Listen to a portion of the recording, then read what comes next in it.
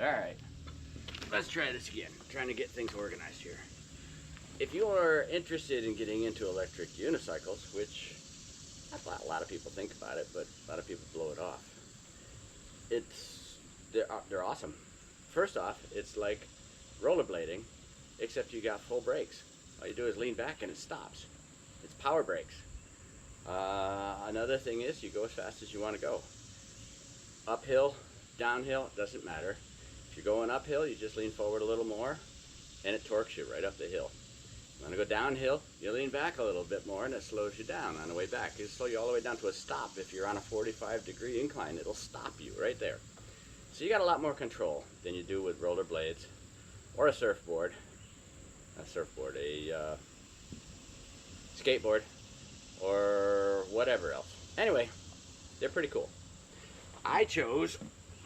This is what I chose. I chose a Begode Falcon as a starter. How to learn. Begode Falcon. Begode used to be called Gotway, I'm hearing. And they used to catch fire and burn up. Well, I've had this one for about a year now. I got a little over 700 miles on it. It runs fine. I fire it up, I ride it for an hour, 2 hours, sometimes 3 hours. I know for a fact it'll go at least 20 miles on a charge because the Tweetsy Trail, which is down here, is 10 miles out, 10 miles back. By the time I got back, I was starting to limp a little bit. It started slowing down. It's still rideable, but it forces you to slow down because the battery's just not there. Now, I don't remember whether I had a full charge on it when I started, but I know it'll at least do 20 miles. Okay? Like I said, I got 702 miles on this thing, and I've ridden it all over everywhere. Now, my boy, he wanted to get started, so I bought him, after much research, I bought him a Begode A2.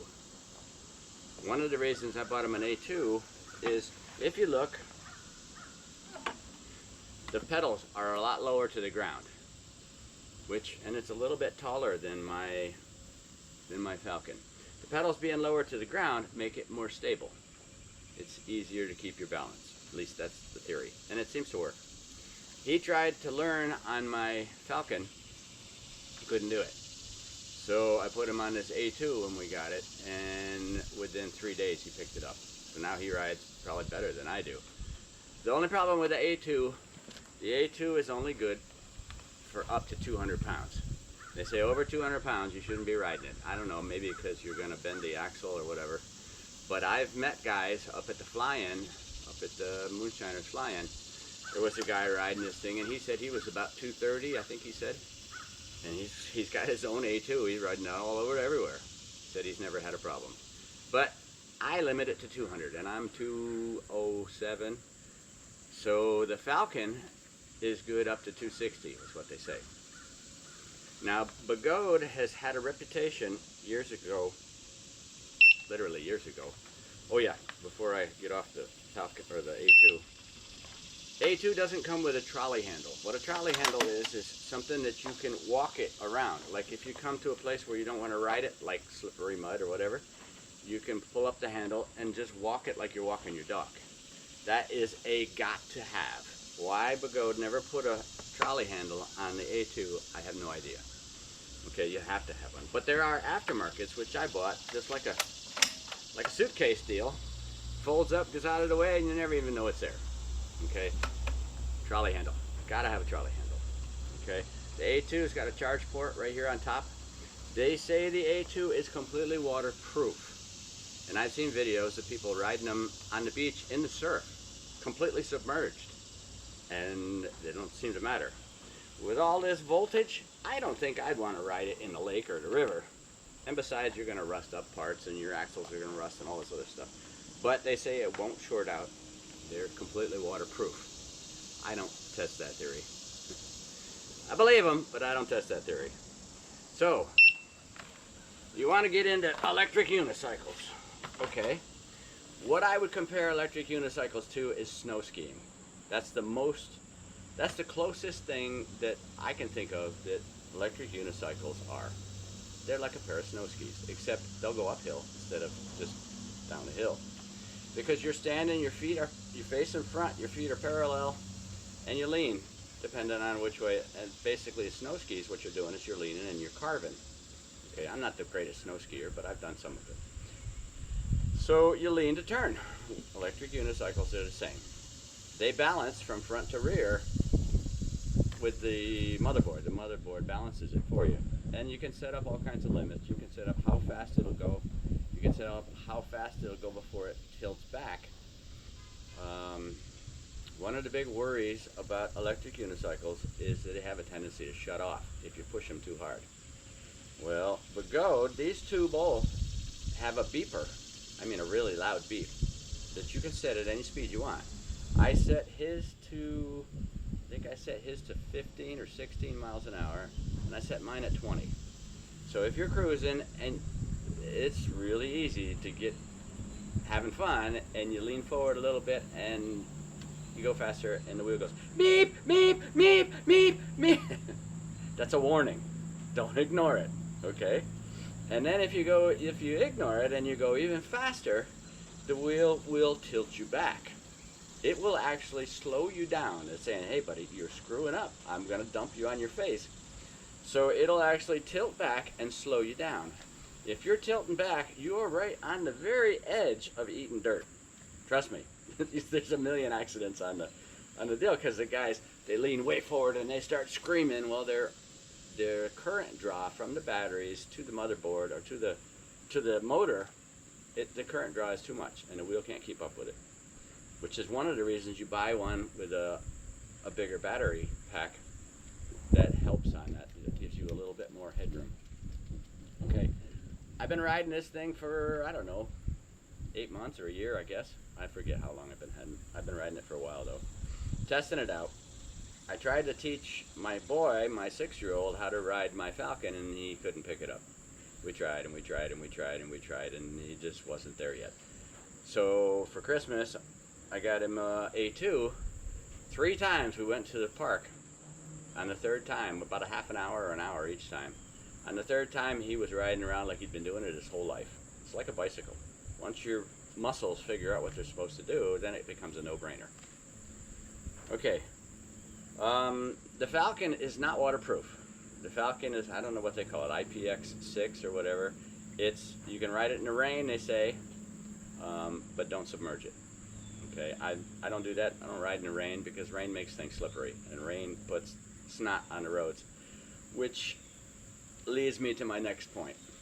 Okay, you ride an electric unicycle, you're gonna fall down, more so in the beginning than later on. So you got to be prepared for that. You just got to say, yeah, okay, I'm going down. As you can see, one of my other videos called, I think it was Crash Boom Bang or Eating Dirt or something like that. He and I were riding on the Greenbelt Trail here in Kingsport, and it'd been raining a lot, and the river had come up over the bank and run out over the thing, and it left mud all over about a 1/4 inch or a 1/2 inch of mud on the asphalt. No debris or nothing. The city come plowed the debris off and whatever, but there was still about a 1/4 inch of mud, and we come tooling down this thing. And I saw the mud, and I said, listen, he's in front of me. I said, okay, you got to slow down, and you got to go straight through. Do not turn. Any turns are going to put you down. So he tried. I got to give him credit. He tried. He went as straight as he could, but the wheel just started drifting a little bit to the left, and he thought he was going to run into the side of the bridge or whatever, or go off into the creek. I forget which it was. So he tried to bring it back, and when he tried to bring it back, it went right out from under him. It's like riding on snot.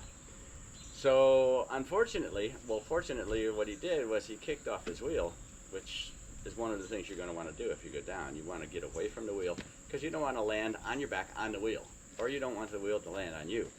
Push it away. Okay, that's a big one. Push the wheel away. You would think, it's a heavy piece of metal. Mine's 50 pounds. This is 40 pounds, I think. It's a heavy piece of metal, and it's plastic and everything else. They're almost indestructible. I didn't want to scratch my Falcon for the first 6 months I had it. I did not want to get it dirty. I didn't want to scratch it.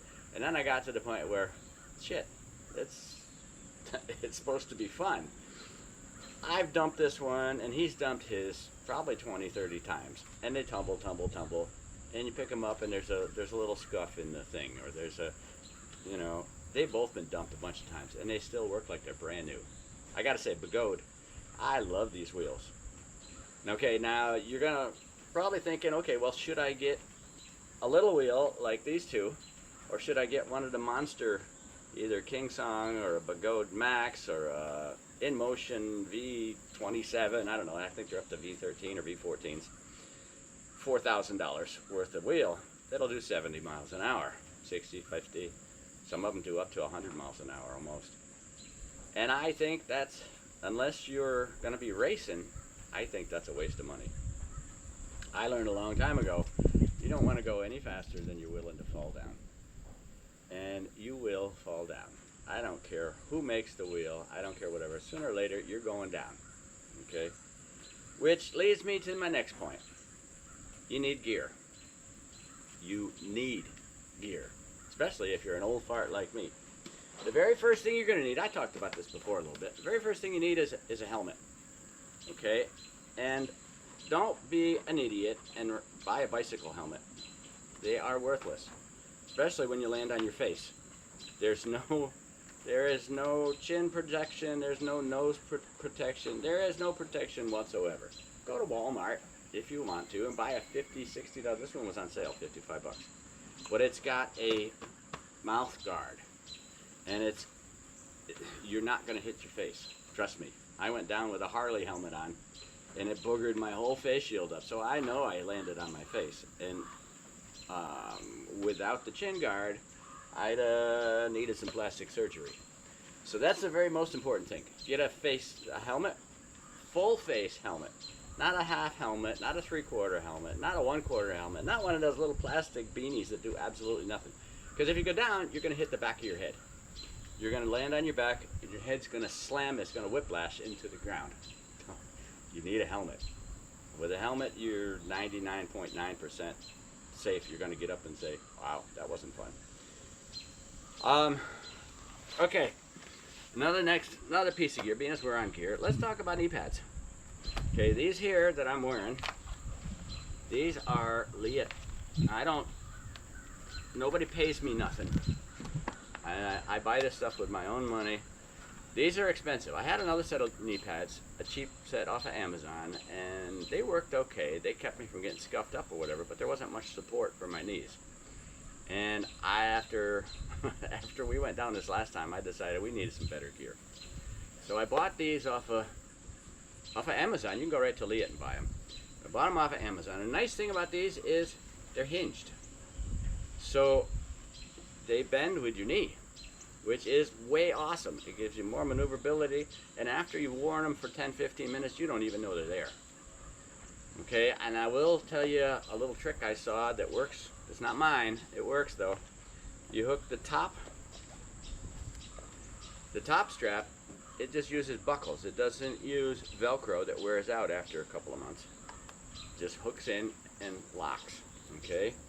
The middle one, you wrap it around your leg and hook it to the bottom notch.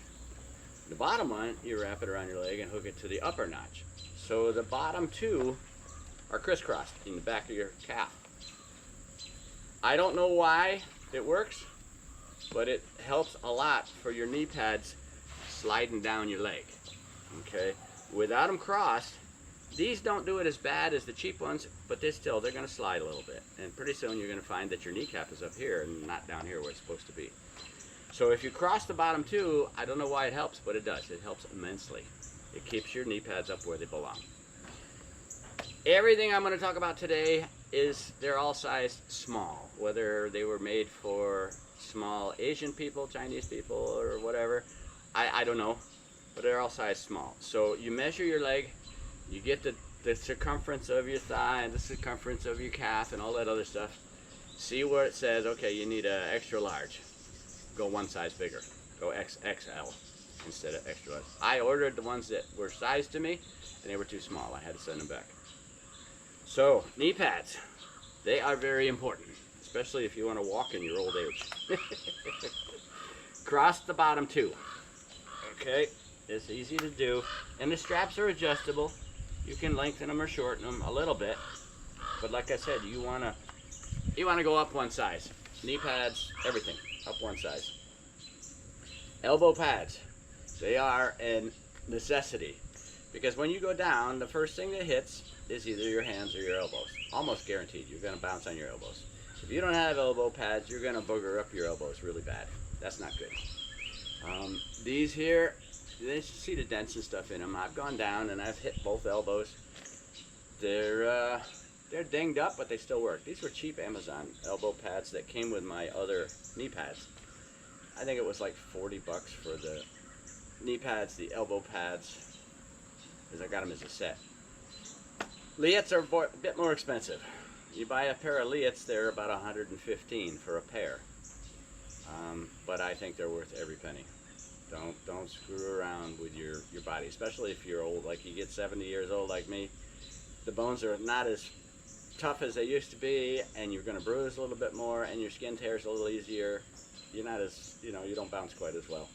So get gear. The next thing I'm going to talk about is chest guard, chest protector. My son wore a chest protector when we wiped out this last time in the mud. He had a chest protector on, and he landed right on his chest. And he skitter a little bit. Luckily, there was a little mud to lubricate it a little bit. But a chest protector saved him from a big old road rash on his chest, or maybe worse. Okay? Chest protector. And me, I landed on my face, and then I hit my back. And you can see, I've gotten the back protector. This I got off of Amazon. It's just two Velcro straps, and it lifts off. Really lightweight, and the nice thing about this one is the back is sectioned, so they bend easier. You got more movement, but yet it's still protecting you.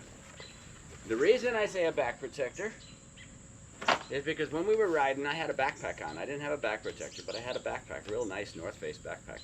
And in my backpack was my GoPro camera, was my my camera mount, which is a steel mount, big heavy duty mount, and it was I had a box that had 4 GoPro batteries in it, and I had my wallet and my phone and my keys and all the other stuff back there. When I went down and I landed on my back, every one of those things was like a rock that jabbed me right in the back. Not to mention worrying about smashing my new $700 phone that I just got from Spectrum, which luckily I didn't.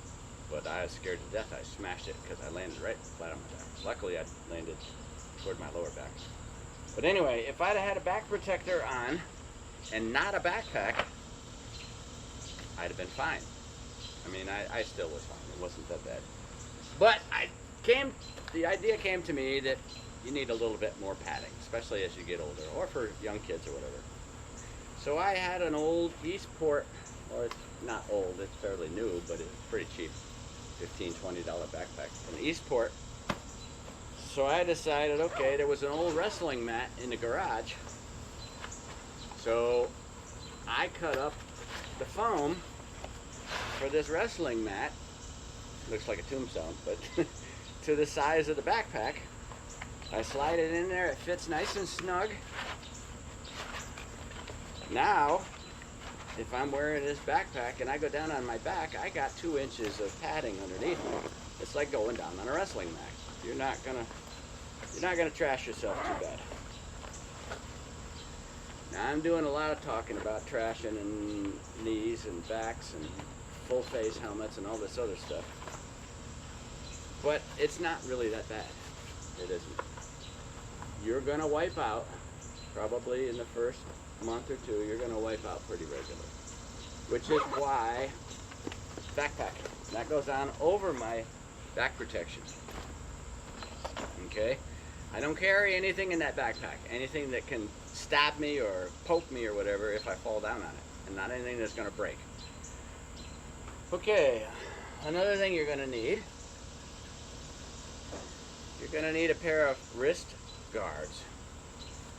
These were made for if you got carpal tunnel and you can't sleep at night. These were designed to keep your wrists straight. Okay? They were designed to not, there's a metal bar in them. I don't know, I think there might be even 2 metal bars in them.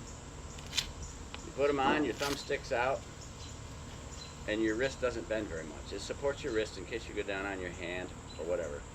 And speaking of going down on your hand, pair of gloves, leather gloves on the bottom. Motorcycle gloves are awesome. Something to protect you from boogering your fingers up, because your fingers are out there exposed. Something to protect your fingers. Yeah, possibly they're going to get bent in funny ways, and you're going to pick them up and you're going to have to whatever. But a wrist guard, while it's not absolutely necessary, I would recommend it. I wear it. And a nice pair of motorcycle gloves. They don't have to look fancy, they just have to do the job. Because one of my videos, you'll see I was stopped on the Tweetsy Trail. I had to stop for a red light, and there was cars going back and forth in front of me. I couldn't go any further. So there's a sign on the post with a push the button to cross deal. I hit the button, and I'm hanging on that sign, balanced, and I'm just waiting to get my crosswalk to continue. Well, it was on a downhill slope, and I started rolling backwards. I was fairly new. Started rolling backwards, so I panicked, and I grabbed for that sign that said push button to walk. Those street signs are like razors all the way around the edges, and I cut both hands all up really bad. If I'd have had a nice set of gloves, I wouldn't have been bleeding all over the place on the way back. That's on YouTube too. You can see that on my channel. Gloves are important. Okay, wrist guards, elbow guards, knee guards, and you're thinking, okay, well, once I get good at it, I was thinking this as well. Once I get to where I can handle it, I can do U-turns, I can do all this other stuff, I don't need all this pads. So I started backing down on the pads. That's when I wiped out. And I went down and I hit hard, flat on my back. I think that was Kung Fu stuff or karate or whatever. They teach you how to roll. If you get knocked down or whatever, how to roll, get right back up again. Well, I did a tuck and roll, and it went right on my back. And then the other time I went down, it went right on my face. I don't know how I did that, but my face shield got all scratched up. It was useless. And I probably broke my bell helmet. Anyway, that's the gear. That's the gear that I wear. Now, you can say, well, I'm really good on the wheel now. I don't need all that gear because it's hot and it takes you 5-10 minutes to get dressed before you go riding. But as soon as you go down, like a dog runs out in front of you, dogs love to chase electric unicycles. Trust me, ask my boy. There's a damn poodle over here on the other side that wants to eat him for lunch. Every time we go by, we go riding around the neighborhood, every time we go by that house, that poodle comes out and tries to bite his leg. Dog runs out in front of you, and sometimes they're not very smart, and they run in front of you, down you go, bam, okay? Oh, I didn't mention also, I don't know if I mentioned or not, but all of the goat wheels have two safeties, okay? They have a beeper alarm, and then they have a tilt back, okay? So when you're riding along, you can go on your cell phone, Bluetooth to the wheel, and you can tell it, okay, I want the beeper to go off at 15 miles an hour, and then I want the tilt back to start at 21, 22, 25, wherever you want to put it, okay? So when you're riding along, you get carried away, you're having a good time, you got tunes in your ears or something, I don't recommend that either, but if you got tunes in your ears, you're having a good time, speed kind of creeps up, you hit 15 miles an hour where your beeper is set, and the wheel goes beep, beep, beep, beep, beep, really freaking loud. That's warning number one, okay? And if you're an idiot, you'll push past that warning and you'll run up to the next one. We don't ride with the beeper. As soon as we hit the beeper, we back off. That's telling me I'm going too fast. You don't want to go any faster than you're willing to fall down, okay? The second deal is when you hit 20 or 25, whatever, I forget what I set them at. I think I set them at 20. When you hit 20 miles an hour, the wheel says, hey, that's fast enough, and it actually tilts you back. When it tilts you back, it slows you down. So your wheel is intentionally slowing you down on purpose. And you're saying, what the hell's wrong with my wheel? Oh, I'm going too fast. Look at the speedometer. I'm doing 22.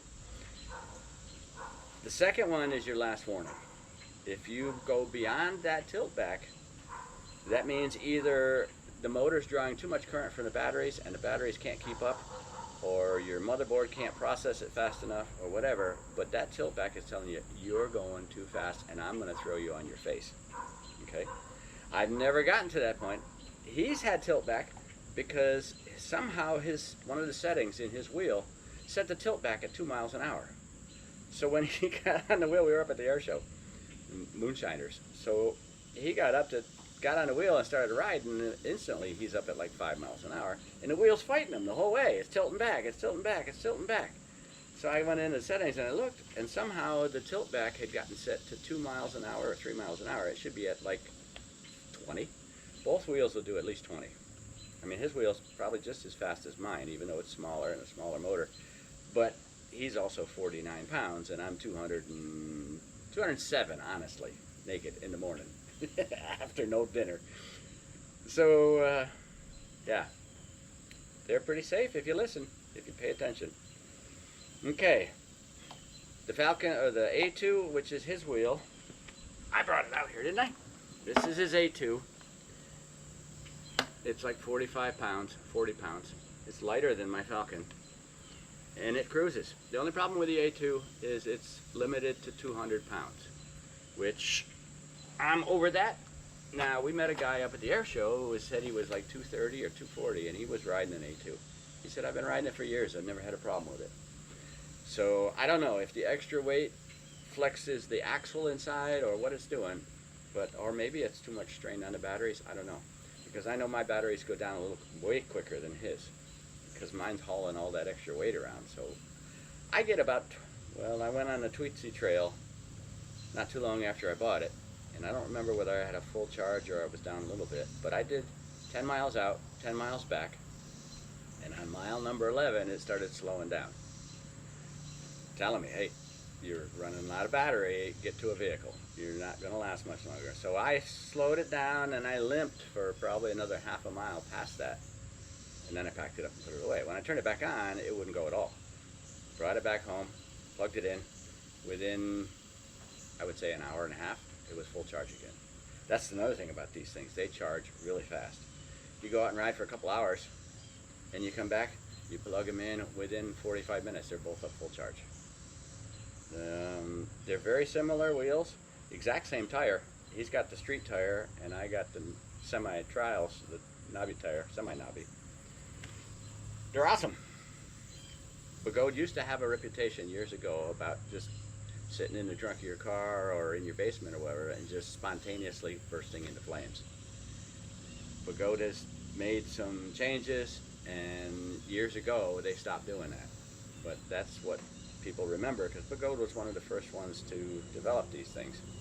And they had problems with the battery and the current and all that stuff.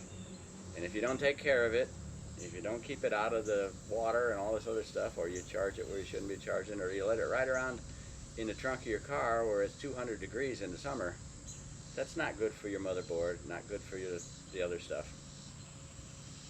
I don't know if I mentioned, because I'm redoing this video for this third time because I had problems with my memory card. Anyway, one of the things I can compare this to,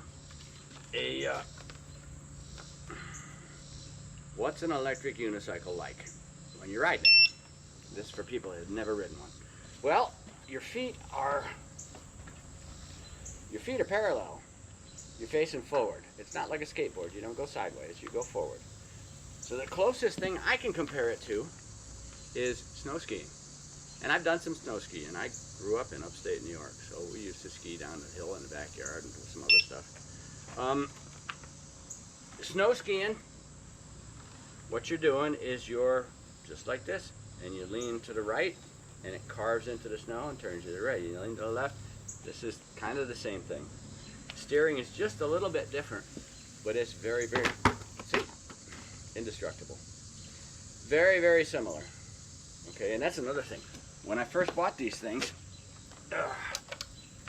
I thought, oh man, I don't want to scratch it. It's brand new. I just spent $1,700 on a brand new wheel. I don't want to get no scratches or anything on it. But after you ride it for a little while and you dump it a few times, you realize they're almost indestructible. This one's been dumped 100 times. This one's been dumped a bunch of times. Hank, my youngin', learned on this one. He tried my Falcon, and for some reason he just didn't get it. Or maybe that was the warm-up time. It's like riding a bicycle. It takes muscle memory, and the only way to get muscle memory is to get out there and do it, and you do it, and you do it, and you do it, until your body figures out. It's not your mind. I don't know. I mean, there's a couple of tips. Like one thing is, you're riding, here's your feet. You're riding and you want to turn right, you lift your left foot a little bit. When you lift your left foot, it makes the right heavier, so the right sinks down and the wheel turns to the right, which is, by the way, exactly opposite from my flying my ultralight, which got me confused every once in a while. But anyway, if you want to go right, lift your left foot just a hair. Don't take it off, just take some weight off it, and that'll cause the right foot to sink a little bit, and you'll arc around. Okay, that's what got me figured it out, is you got to pick up the opposite foot. You pick up the opposite foot and it goes away from the one you picked up. That makes a big difference. But once you learn that, then the rest of it is all just, it's all muscle memory. It's not something that you think about. It just happens. And it's really easy once you get going. Okay, now as far as learning to ride is, that's one of the big drawbacks of electric unicycles. It's going to take, people say, oh, I taught this guy in 2 hours how to ride, or I taught this guy took a month to figure it out, or whatever. That's all BS.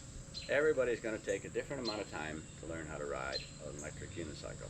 It's the same, I used to teach people how to fly ultralights. And everybody asked me, well, how many lessons do I need? How long is it going to take? And I'd say, well, on average, it's 10 hours to learn how to fly an ultralight. It's probably almost the same with this. I went out a bunch of times, and I'll tell you that the biggest thing that saved my butt and the wheel's butt is when you're starting off, take your wheel out to a soccer field in the soft grass, where even, you know, like 2 days after it rained, the grass is a little soft and whatever. Put all your gear on and then just ride it.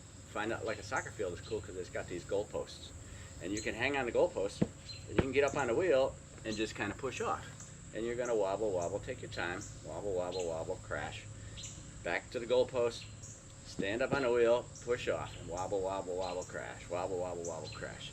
But on a soccer field, and when you got your gear, there is no damage.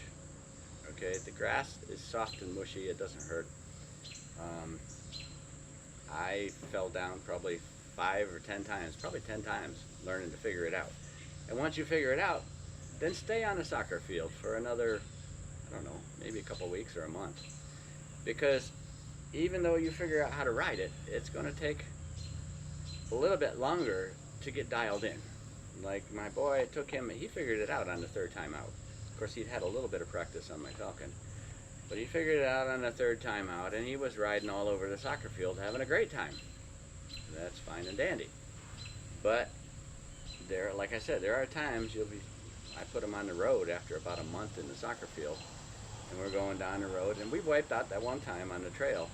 We were both eating mud. So you never know when you're going to go down. So you never back off on your gear. Always, always, always wear your gear. Even if you're thinking, oh, I'm just going to the store, I'm not going to get over 10 miles an hour. Wear your gear anyway. Because there's a thing, while you're riding, there's a thing called zombie riding. I'll coin the phrase, zombie riding. I've heard it from somebody, but I don't remember. You're riding along and you're starting to think about, okay, I'm riding to the park, and I'm thinking about, oh, the store's got ice cream cones, I'm going to get an ice cream, I'm going to take a break, or there's water there, I'm going to jump in the water, go swimming, or whatever. You get thinking about that, or you get thinking about school, or whatever. You're not paying attention to your riding. As soon as you lose your concentration, not as soon, but eventually zombie riding will take you down. You have to be there on the wheel, paying attention. Okay. It's like 95 out here, 120% humidity, so I'm sorry if you're sweating all over the place. So, no zombie riding. Okay, when you learn, okay, everybody says, well, why'd you buy a little wheel? Why didn't you buy a big one, like a Lynx or a King Song or one of the, you know, large in motion V14s or whatever that do 70 miles an hour? You're limited to, mine's supposed to do 30, his is supposed to do 25, but I actually think his is faster with him on it by himself. So why don't you buy a big one and keep it forever? And I'm thinking, well, I'm not ever going faster than 25 miles an hour because I don't want to fall down at 70. It's, of all the padding in the world, I've gone over the handlebars on motorcycles at 65. You fly from 50 feet in the air and you land right on your head, which is another reason for the full face helmet. Okay, I don't want to go down any faster than 25, and you can actually ride them at about 4 or 5 miles an hour, or even 2 or 3 miles an hour. They'll go really slow. They're a little harder to balance when you're going really slow, but you can slow right down. So for riding around in a campground like we've done, or whatever, they're awesome for that.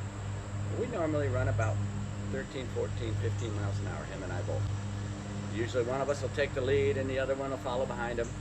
And every once in a while we'll switch, and I'll take lead or he'll take lead or whatever. And it's a family thing. It's a lot of fun. If you're thinking you're being a chicken and you don't want to do it because, oh, it might be dangerous, or I might get a scratch, or I might whatever, hey, you're not going to live forever anyway. It's going to be a little rough for the first week or two until you figure out how to do it. But trust me, spend 2-3 weeks minimum on a soccer field. The hardest part for me was figuring out how to start off without having something to lean on while I put my feet up on the wheel. Okay, I would grab a hold of something, I would put one foot on the wheel, I grab a hold of something to balance myself, and then I put the other foot up, and then I just push off. That's easy. It's not a big deal. It's a no-brainer. Once you do it once, it's nothing.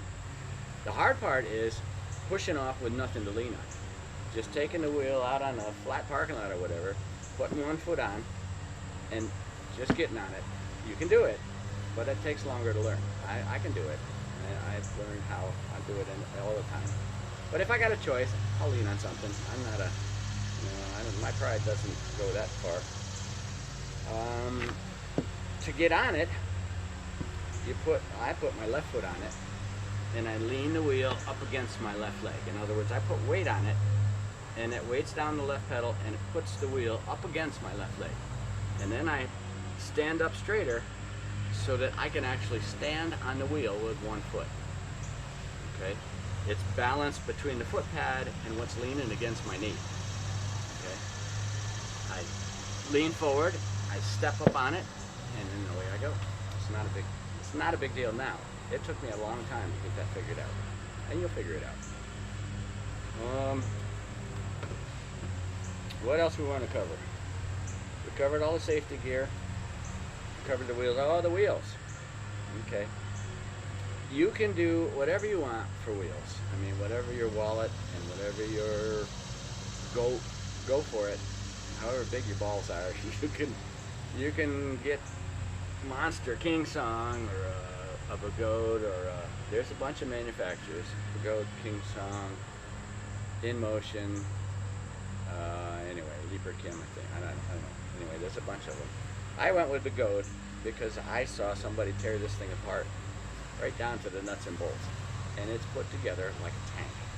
Same thing with the A2. They're put together like a tank. One of the glitches is you can buy, like I bought my Falcon from a dealer. I won't mention the dealer's name, but I bought my Falcon from a dealer because I didn't know any better. Okay? And it was like $1,700 from the dealer.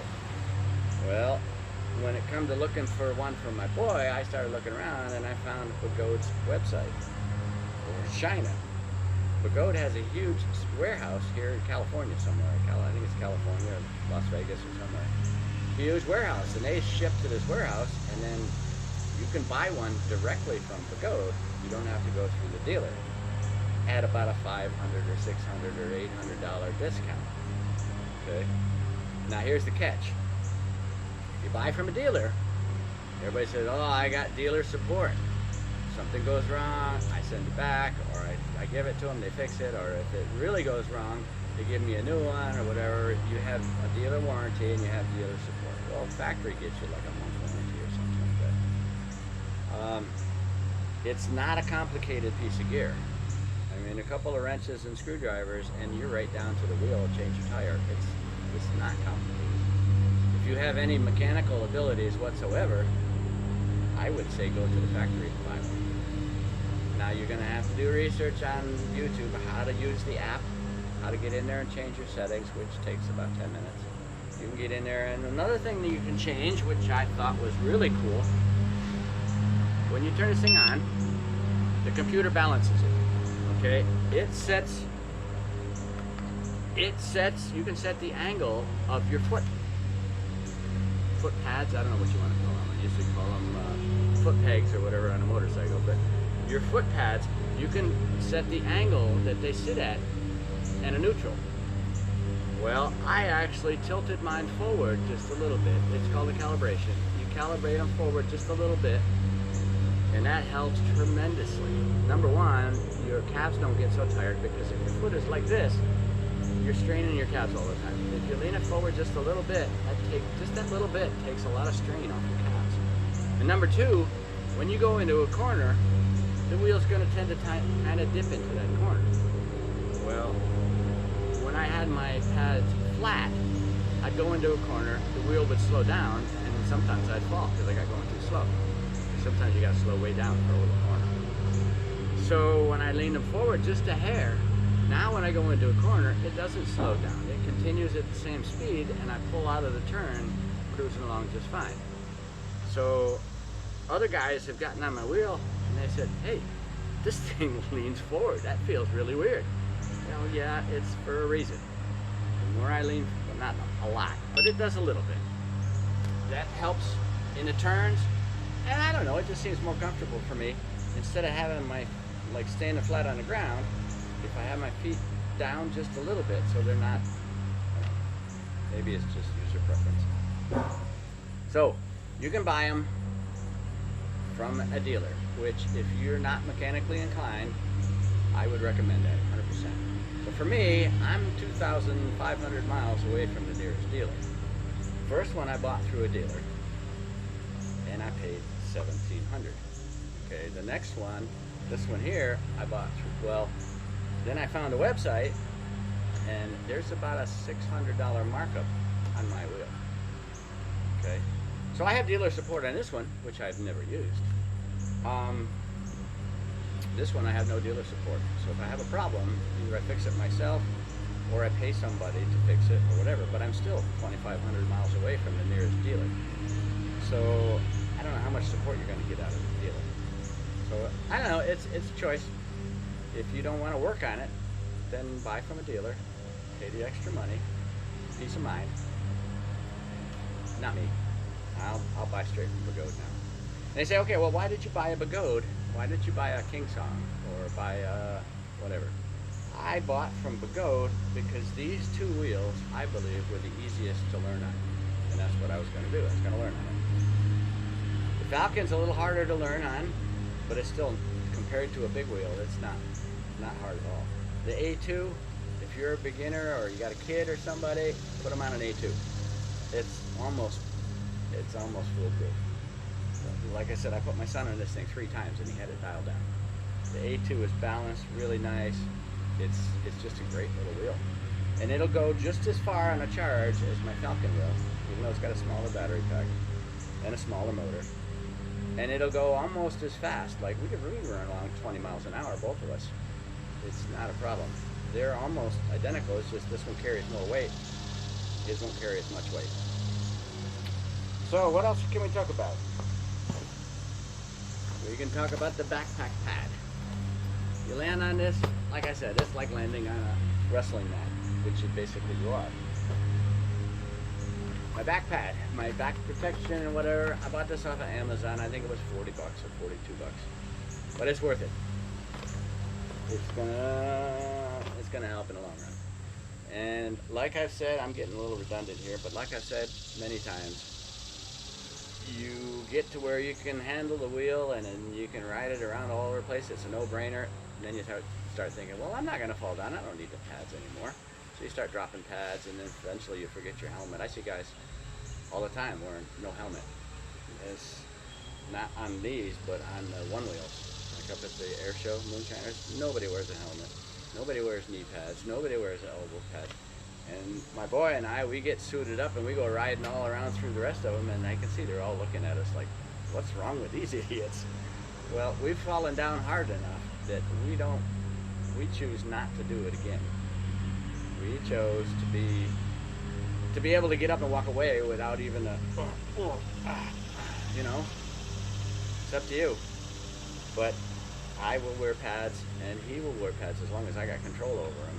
Eventually he's going to say, to hell with me, to hell with Dad, and he's going to do his own thing. But for now, he'll be wearing pads, I'll be wearing pads.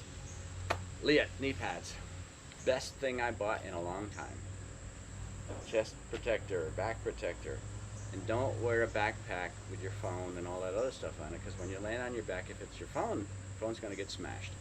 If you land on your back on the concrete, your phone's going to go to pieces. Mine didn't for some reason, because I don't know how why. It didn't. I got lucky. Don't put junk in your backpack. I'm thinking maybe about a fanny pack in the front. I know, yeah, it's a little feminine, whatever, but I don't care. Overseas, everybody wears fanny packs. Guys, girls, everybody. So I'm thinking about maybe a fanny pack with my phone and my keys and stuff in it, so I don't land on top of it. I go over backwards. Another thing, you're riding, you know you're going down, kick off. Push the wheel in front of you, let the wheel tumble, and you just go flat and slide a little bit, which is why the gear. So you can slide on the asphalt without tearing up your elbows and your back and your knees and everything else. I got 700 miles, 702, so I'm by no means an expert. Let's see what the boys got. The display on this thing's a little hard to see in the sunlight.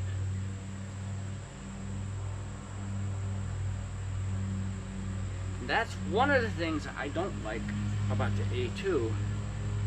Well, it's probably me. I haven't figured out how to... There's a circuit board temperature on there, which tells you the temperature of the motherboard, but there's also mileage, which is a little bitty thing, and the numbers all run in together. I'm thinking he has almost 400 miles on this thing. I can't tell for sure. Or 143. Anyway, it's got a little speedometer here. I got a speedometer, all this stuff. But he's been riding for a while now, and he's getting pretty damn good at it. I gotta say, sometimes I think he rides better than I do. But when it comes to the wheels, discretion is the better part of valor. If you're old like me and you want to do something different, you're tired of going out for your long walk every day, you're not going to get a lot of exercise on the wheel. There's some, but there's a lot of bending and twisting. Oh, and you're going to hear people talk about wobbles when you get going. Well, I find out that wobbles don't really even start till you're at about 20, and they don't always start. Most of the time, I've experienced wobbles, real wobbles. Now the wheel kind of wanders a little bit all the time. You're doing the wandering. I think it's your own body doing that, a little bit of overcompensating and stuff. But when you get going above 20, there's a time, or like when you're trying to go up a steep hill, the wheel starts one of these, and if you don't correct it, then it's probably going to get worse and throw you off. Okay. The correction is to carve, just like on skis.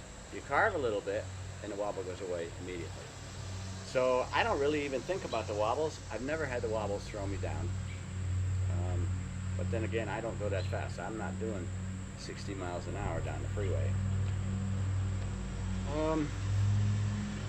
Anyway, I would recommend it. I mean, what do you want, to live forever? As they say in the Conan movies. You want to live forever? Nah, it's great, and you do get some exercise. Plus, you're outside. You're running down the back roads. Don't take it on a throughway or something. Take it on the back roads, or take it to the park. Ride it around the park. The smaller ones, I'm sure eventually they're going to come up with legislature that says, okay, if it goes more than 20 miles or 30 miles an hour, you have to register it and have insurance, and you got to have a license and this and that. And that's what kind of happened with drones. It happened with everything. So eventually they're going to regulate them. So really, the smaller ones, you're probably better off in the long run, because they probably won't do that. And people ask me, I've been asked by park rangers and stuff, how fast do those things go? And I say, well, his will do about 25, and mine will do about 27, which is about the same speed as a bicycle. And I tell him, I said, we don't normally go faster than you walk. Maybe a fast walk is about what we do. It's just for fun. That way they're not thinking, oh man, this guy's a danger to the public. He's going to be doing 60 miles an hour through the park on the walking trails. He's going to run into people and everything else. Nah, we don't want to scare him off. We want legislation to stay away as long as possible. Oh, another thing, I don't have it with me, but my boy and I, we went to Walmart and we bought a pair of these, you know, on the bicycle you used to have the little horns, the squeeze bulb horns. Ooga, ooga, ooga, ooga. Well, I hang one on my belt, he hangs one on his belt, and if we're riding single file, I can't see him. I don't know if he's still with me or if he's gone a different way or if he's stopped to smell the roses or whatever. So I every so often I beep beep beep beep, and then if I hear him come back, he's beep beep beep beep. I know he's right there. I can tell by the sound how far away he is. So it's a kind of like a communication between the two of us. That's a, are you all right? And he'd be back there and say, yeah, I'm good. I'm right behind you. So some kind of, you could do a Freon air horn or something or other, but you'll scare the pants off of the other people on the trail. They'd just freak out and fall in the ditch. You don't want to do that. A little bicycle, maybe even a ding ding ding ding ding ding or something like that. Because when you're riding on a trail, like the Greenbelt or the Tweetsie Trail, there's a lot of other people on the trail. They're on bicycles, they're walking, whatever. There's a normal code, unwritten, or maybe it's written, I don't know. When you're going to pass, you pass on the left. Okay? The people that are going slower, they stay to the right. So we come up behind like a couple walking hand in hand with their dogs and whatever else. Well, I'll give a beep beep beep beep beep beep, couple of beeps, you know, trying to be polite. Say on your left. We go around to the left, and they hear us and they move off to the right a little bit. We go around to the left and we pass them. If you're coming head on to somebody on an electric bicycle, some of those bicycles haul butt. If you're coming head on to a bicycle or whatever, everybody stays right. Okay? You stay on the right, he stays on his right, and you pass just like on the highway. It's not a big deal. But if you don't know that ahead of time, it can cause a lot of confusion when you hit the trails. One of my biggest worries when I first started riding trails was I don't want to hurt somebody else. You know, there's little kids out there on bicycles that can hardly pedal them and stuff with the little training wheels and stuff. There's people jogging, there's people riding bicycles and then electric bicycles and then these three-wheel bicycles with the baskets on the back. So you gotta learn, okay, you pass on the left, you warn them as you're coming up behind them, give them a heads up, beep beep, beep beep, and they turn around and look, say, okay, I'm on your left, pass them on the left. Coming head on is a beep beep, beep, look at me, this is where I'm going. A lot of those people wear plugs in their ears, so they got no hearing anyway. They're listening to the news, or they're listening to what Trump's doing in Iran, or they're listening to music full blast, and they can't hear you anyway. But some of them can, and it's always great to give them a warning before you go crashing past them. And when you get to people, slow down. Don't pass people at 75 miles an hour, because that's how you get wiped out, and that's how you hurt somebody too, because they don't know you're coming, and they turn around and they walk with their dog over there, and then you got a dog leash right in front of you. You're going down, trust me, and you're probably going to hurt the dog too. Don't do that. Take it easy. This is a lot like riding a bicycle. Take your time and just have fun. Don't be Evel Knievel or whatever. So I think that's about it. We talked about starting. Buy your wheel, buy your gear. I would even buy my gear before the wheel. Buy my gear. When you first get your wheel, first thing you gotta do is put it on a charger before you ever turn it on. Just put it on a charger. It'll take an hour or two to get up to full charge. Usually they come about half charge. Plug it in. They charge really fast. They say don't charge them in the house because Begode had a reputation. They don't anymore. They had a reputation of bursting into flames, and some of the other ones too, like in the trunk of your car. But it's not. There's a lot of extenuating circumstances. I think the ones in the car were because they were in the trunk, and the sun heated that trunk up to 250 degrees, and the motherboards and stuff, they don't like that, and they just spontaneously combusted. But that was 10 years ago or 15 years ago, and Begode has made a whole buttload of changes to make sure that doesn't happen again. So I charge mine in my basement, but I got a smoke detector there too, just in case.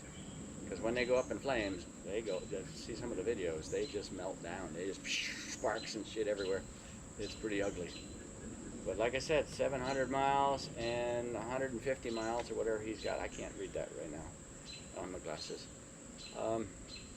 No problems. And these things, these Begode, are bulletproof. So if you want my recommendation as far as a wheel, I've ridden a NOSFET Aero, and I've ridden a V13, I think it is, or a V14 in motion. And they're great wheels and whatever, but I'm partial to Begode because these have been real good to us. Notice the wheels, another thing, the wheels have nubbies on them. I don't know if you can see that on the camera. Not the wheels, but the foot pads. They got big old nubbies on there. So if you got a soft-soled shoe, your shoe is locked into that pad. You're not going to slip off. Even in the rain, you're not going to slip off. It's got a grip on the sole of your shoe. But that can lead to a problem too, which I found out the hard way. We were camping one time. I had my foot on the pad. We were rolling around. We come up to the playground. We were going to get off at the playground. But I had my foot right up against the motor, right up tight, and locked into the pads because that's where it's comfortable to ride. I didn't think about getting off. So I rolled up and I did a stop. And as soon as I did a stop, I went to put my foot down. I couldn't get my foot off it. So I'm standing there with 2 feet, standing straight up with 0 forward motion. And I just fell over like a ton of bricks. So you move your feet out just a little bit away from the motor. I don't know. At least with these nubbies, sometimes they can lock your feet in and you can't get your foot off.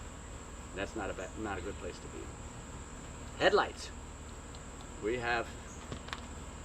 These things have awesome headlights. You can't really see it right now, but even you see some of my videos, these are brighter than a Harley headlight, seems like. They're LEDs, just like a Harley headlight, and they're pretty damn bright.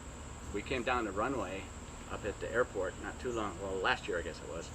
He and I come down the runway and people thought there was a car out on the runway because he and I were riding side by side. And they're so bright, they look like car headlights.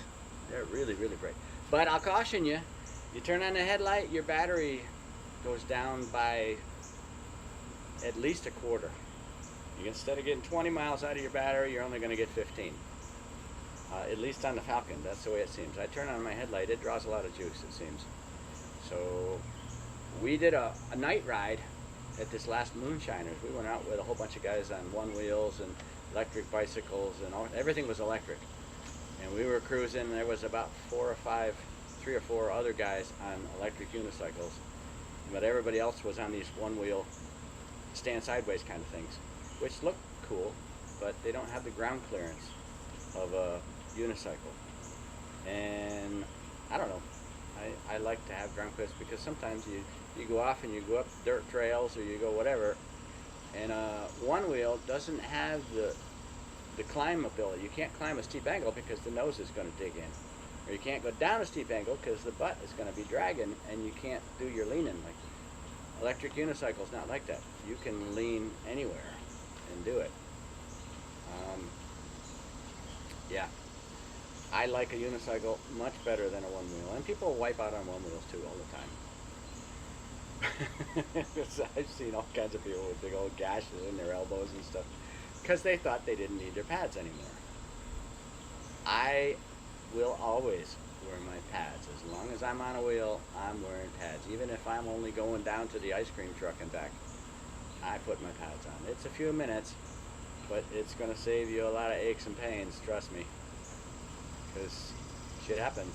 Cars pull out in front of you, they don't see you. Another thing, if I'm riding at night or if I'm riding on the roads, I have one of these bright fluorescent green construction safety vests that I put over top of everything. That way they can see me. They don't have an excuse, oh, I never saw him. Yeah, you saw me. It's pretty obvious. You ride it like a bicycle, ride it down the side of the road. Most people will come up alongside you, they slow down and they see that you're on, you know, a wobbly, whatever, and they come out and around and whatever. Along the same lines, I know it's getting long, I'm almost done. Along the same lines, at Walmart they had a little round mirror with like a finger loop, an adjustable finger loop on it. So I put that mirror on my hand. You can see in some of my videos, like going to the park and whatever, I've got mirror right here on my hand. So we're tooling along and I want to know what's coming up behind me. I just put my hand up like this and I can see in the mirror who's behind me and what's behind me. That's handy. That's really handy. And another thing I'll recommend, leave the music and earbuds and everything at home. Listen to your surroundings. Be aware of what's going on around you. So that's about it. I don't know how long we are, about an hour and a half or something, seems like. But that's my version on the wheel. 700 hours, 700 miles, 150 miles, 70 years old, 7 years old. It's the same. We all bounce pretty good. Another thing is if you're 70, work out a little bit, which I need to get back to. Work out a little bit, get a little bit of muscle tone. That's actually more padding if you go down too. And you're more alert if you've been working out. You don't have to work out hard, just a little bit. Okay. Do it. Don't wait for your next life. Do it. Speaking of which, on my channel, this is on the unicycle playlist. I have 5 or 6 other playlists. One thing I'll recommend is going to my UFO playlist. There's some stuff on there that will blow your mind. I know, it's a plug for my whatever. And also my flying playlist. We fly ultralights all over everywhere. We fly a powered hang glider, my boy and I. It's a lot of good content. I don't get any money from it. YouTube won't pay me for it because I'm using everybody else's music. It's all classic rock and heavy metal and whatever else in the background. But it's a hobby. It's a lot of fun. If you want something to entertain you for like 20 years, it's like 1,000 videos. Go to the playlists. But especially the UFO stuff. The UFO stuff will blow your mind. You're going to get stuff off my UFO playlist that you'll never get from disclosures and stuff. They won't talk about Billy Meyer. They won't talk about what's going on. Because some of the stuff that he talks about is not very nice. Not very pleasant. So, anyway, that's enough plugging playlists. Go to my other playlist, please. And you can subscribe too if you like. So, that's it. I'm done here. Good luck. Enjoy.